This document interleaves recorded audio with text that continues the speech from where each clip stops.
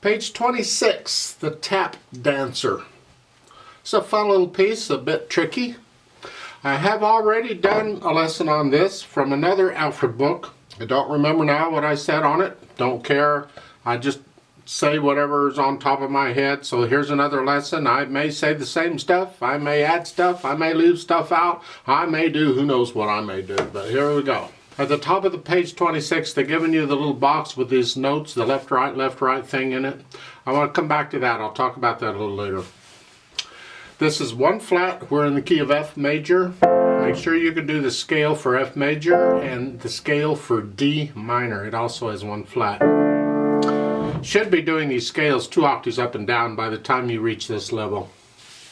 In my opinion. It's just my opinion.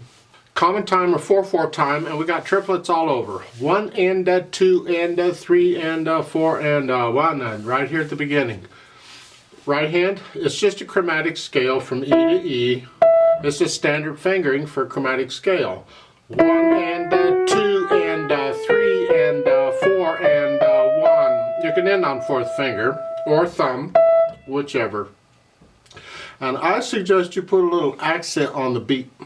You see, there's natural accents in music.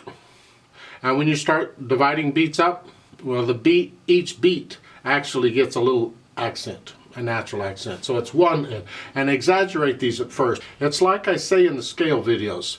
Accent it and drop the wrist on the accent as you're doing this, just for practice, just to get an idea, just to get the feeling of it. It's 1.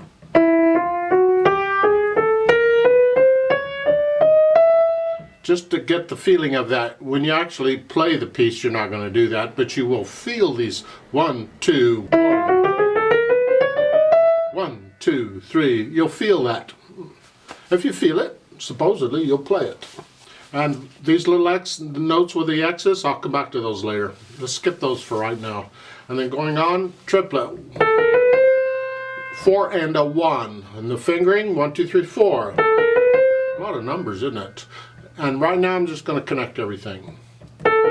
Second line, 1, 2. And make these short notes, these dotted rhythms, the 16th notes, make them short. 2, 3. Let's go over to top page 27. You're here. Now on the fingering, I don't like this fingering they're doing. They've got 3, 2, 1, and 1. You're going to have 1, 1. No, please don't. Put a 4th finger on the G on the here. So it's here. After the F, come in the 4th finger. We just changed hand positions. And I can do it all in these 2 hand positions. And that's a good fingering that you can use over and over and over on pieces. So it's here. So slowly, it's 3, 2, 1. Now 4th finger there.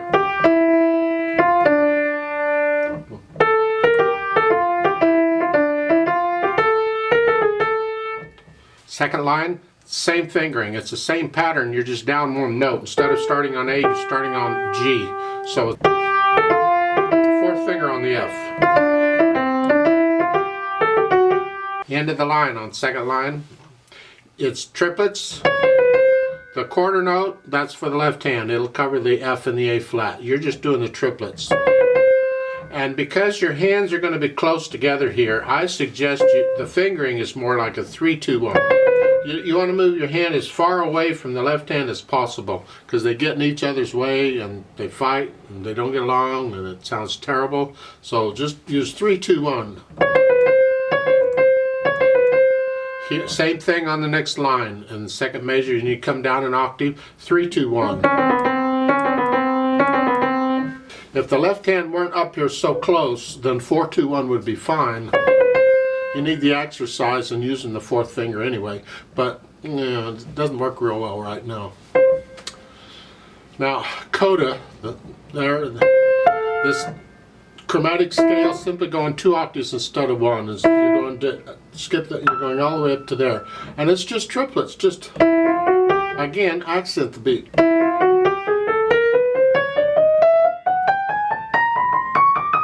You can end on fourth finger if you want. See, chromatic scale can start and end anywhere. It's one of the reasons I don't teach them, because the fingering's pretty standard, using third finger on all the black keys, and using one or two depending on what you need. If it's two white keys together, you use the index finger. This is standard fingering, and there's other fingerings we use for them, so we just take it as we find it in the music and you're fine. Left hand, you have the scale going down. And on fourth finger, it's just everything I've said about the right hand applies to the left hand. Then second line, just broken chords.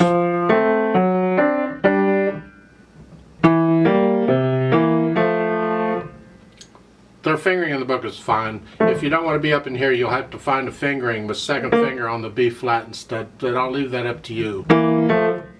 Put the hands together. Now you're thinking, oh no, I can't do this. Chromatic scale's going in opposite direction. Well, yes you can. The reason in this case, the way it's arranged, is that the hands mirroring each other, and they want to do that naturally. You don't have to force them. You can think of one hand and just let the other hand copy it, and they'll naturally mirror each other. That's all we're doing here. You're starting here, and you're playing white keys and black keys at the same time using the same fingers.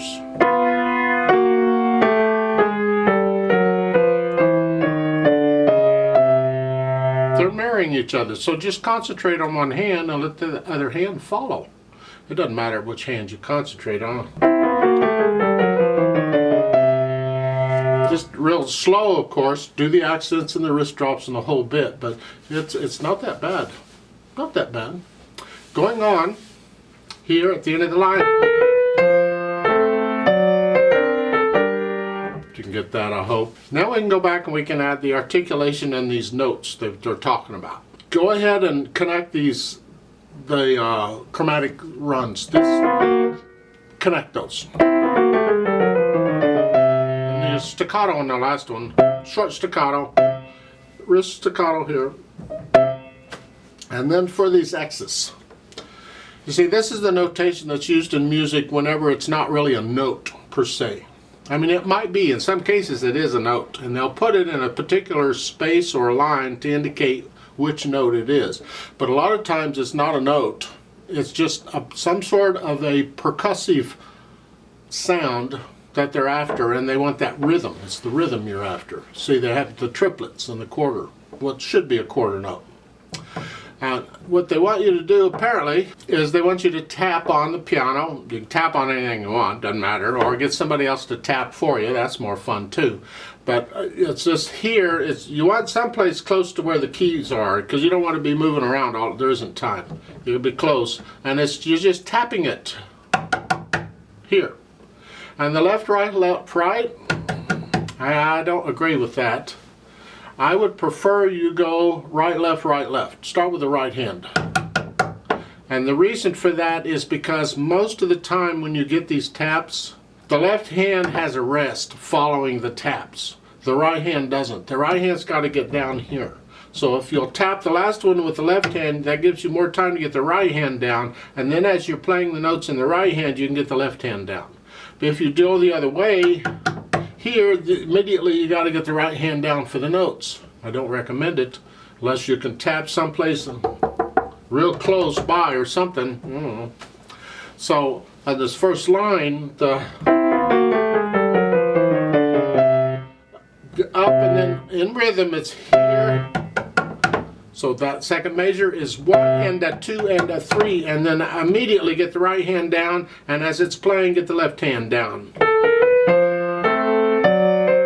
And each of these is the same way. So the second line,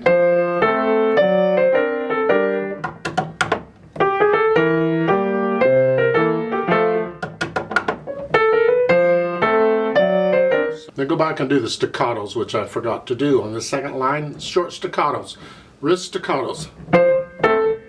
Now those you can connect. No, but the left hand is still staccato.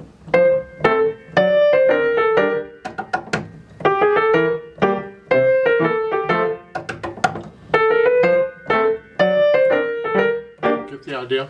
And those are the tap, tap, tap, tap, tap things. Just make sure it's in rhythm. You can't mess up the beat because you're tapping. Not allowed. No hesitations anywhere. It's got to be a steady beat. As far as the speed goes, that's up to you on how fast you. Whatever you can play accurately is fine. Dynamics, well, at the first line, it's both hands. Whatever you think moderately soft is, it says. And these, they're all about the same. Just tap. Don't worry about how loud it is. Don't go too loud. Don't hurt yourself. Here, and then it's still, now the melody is moderately soft. The left hand has to be very soft.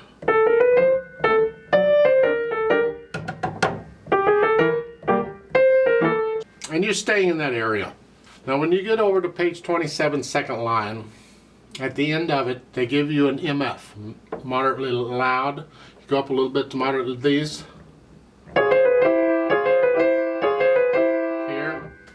And then echo that soft. That's actually both hands together. It all kind of fits together there. Don't slow down, just very soft. We assume there's a tap dancer doing their thing, so you have to keep a steady beat or the dancer won't like you anymore. No. Now, when you repeat over on page 26, the first ending you're going to repeat that has an 8 VA above it, the second time 8 VA. So when you repeat, it's got the, that's for the right hand, not the left. The left hand stays right where it is. So the last line on page 26 and the repeat is that.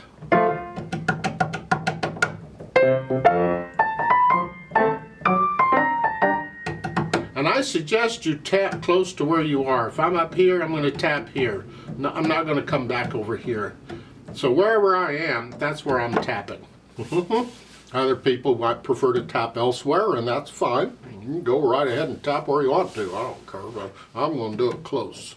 Minor things, and this has to do, after you get to know the piece and you can play it, you got the rhythms and the dynamics pretty much, and the articulation, you're getting into the music. You're not so concerned about the mechanics. Then you get into feeling the music and interpreting the music. And you need to feel the music in order to interpret it. So you'll have to think of a tap dancer tapping it nice and light. Speed molto means a bunch. Moderate, it means very moderate. Don't go fast on this. Don't think your tap dancer wants to do that. Keep it nice and slow, on the slow side. It has to be accurate. So have fun with it. Now, over on page 27, at the end of the second line, going it through the third line. On these, I told you to use the right one because your hands are up here close together, and this puts your right hand further away. Well, sort of the same way in the left hand, I suggest you use a 2-4, 1-5. It's very common in piano. You're going to get this fingering a lot, and it comes in handy, but it keeps the left hand down out of the way. There's the slurs.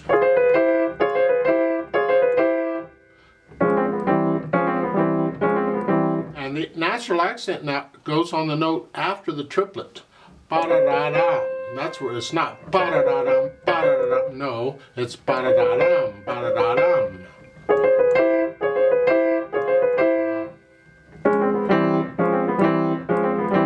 Just give that, it's the note after the triplet a little extra, is all.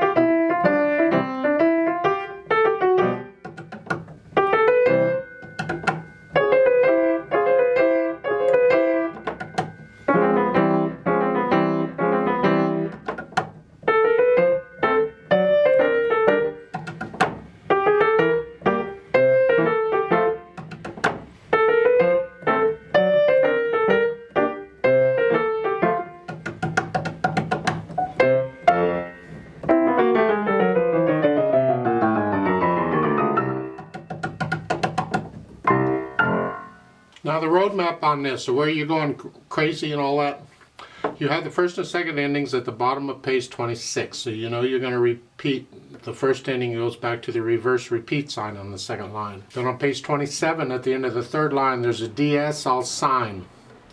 They're giving you a lot more information you need there. The point is the DS, you go back to the sign, and the sign is at the beginning of the second line on page 26. It's where the reverse repeat sign is. So when you finish that,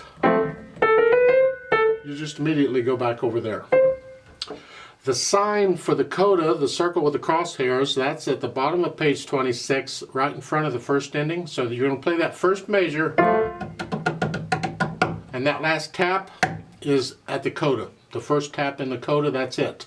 And you're at the coda then. And those are accents. You can separate them slightly, but a little extra. Not a lot extra, just a little extra, because you're moderately soft, so these are going to be like moderately loud. And then you're moderately soft, so forth. And that's the